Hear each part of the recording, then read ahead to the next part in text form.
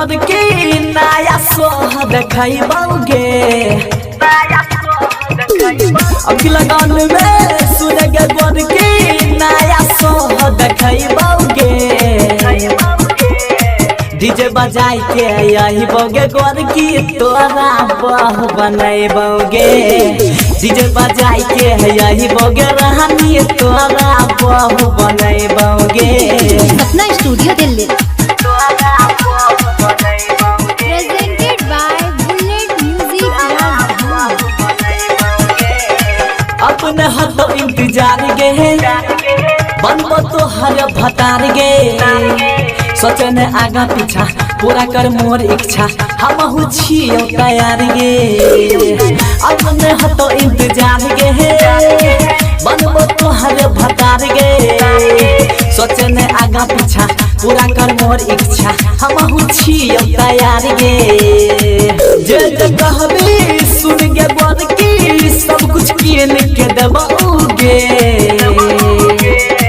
DJ बजाई के यही बोगे रहनी तोरा बहू बनैबोगे डीजे बजाई के यही बोगे छौरी तोरा बहू बनैबोगे।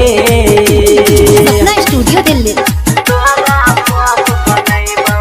Presented by bullet music. कते दिन रहबै उपास गे अब न हो तो बर्दाश्त गे राकर चंचल तो हद्दी बहना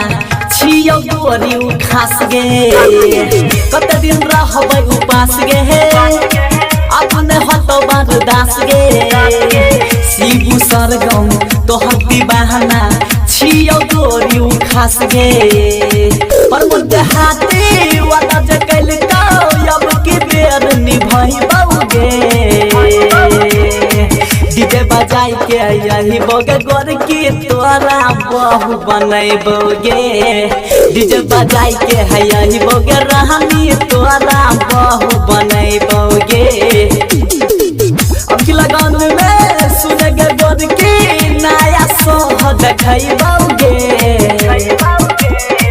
डीजे बजाई के यही बोगे गोर की तोरा बहू बनैबोगे डीजे बजाई के यही बोगे रहनी तोरा बहू बनैबोगे।